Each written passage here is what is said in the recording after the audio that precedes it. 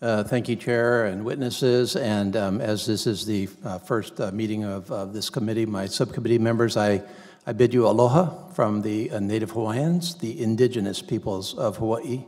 The Indigenous Peoples, just as are you and as are the Native Americans and the Alaska Natives and the residents and the Indigenous Peoples of my colleague to my right. The Native Hawaiians, as with all Indigenous peoples, were highly sensitive to the changes in our environment, in our weather, to the seasons. They could detect short-term, long-term changes and make adjustments. The Native Hawaiians in Hawaii had a highly sustainable culture of hundreds of thousands without any imports from the outside world, since they knew nothing of the outside world other than for the ancestral lands to the south. And they survived and prospered for generations and generations by careful land and resource management.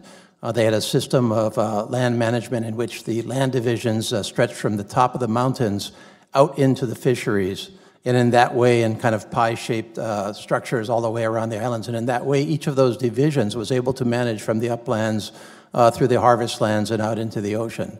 And I can tell you in no uncertain terms, and you know this for yourselves, that had we been back in the situation of climate change 300 years ago with the kind of rapid change in our climate and with our atmospheric changes and with the ocean changes, the Native Hawaiians would have detected changes in the ocean temperature. They would have detected changes in the fisheries, in the corals.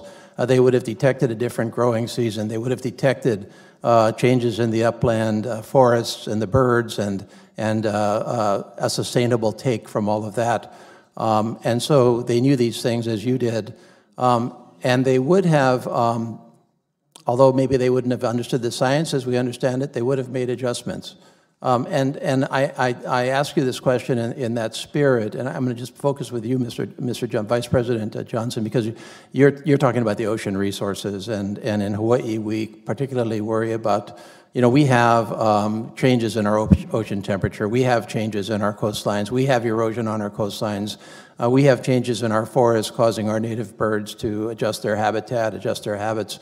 And we definitely have changes in our fisheries, and we are trying to find the ways to manage our fisheries not only through overexploitation, but through the impacts of climate change on temperature, on the feeding relationships from predators on down. So I ask you this, Mr. Johnson, you spoke a little bit about this, but in your management of your ocean resources, what, if anything, have you noticed in the last decades that you now may attribute to climate change in terms of the changes in your fisheries? Do you have control over your fisheries, and what are you doing about it from a management perspective? Thank you so much for that wonderful question.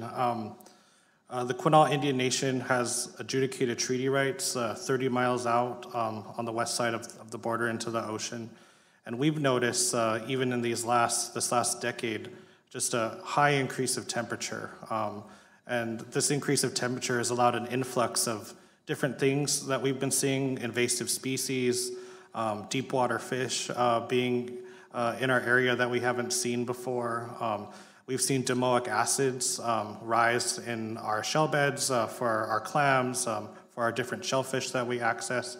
And so we've seen these changes happen at that macro level, and even working with our partner agencies in the federal government, we've been able to see conditions that are just not conducive to our fish going out into the ocean and coming back and spawning. It's been some of the worst ocean conditions that we've ever witnessed.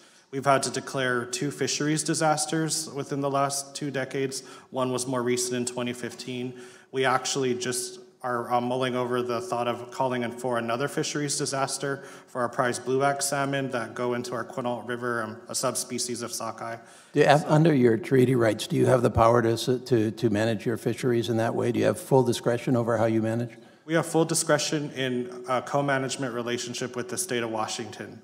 And so that's something that we perfected since the US v. Washington Bolt decision. But this has just become a new way of living with these new conditions. We're looking out for the best science, but also calling on our partners that work with us at the state and federal level to honor the indigenous history, knowledge, and science that we possess in parity with theirs. Thank you very much. since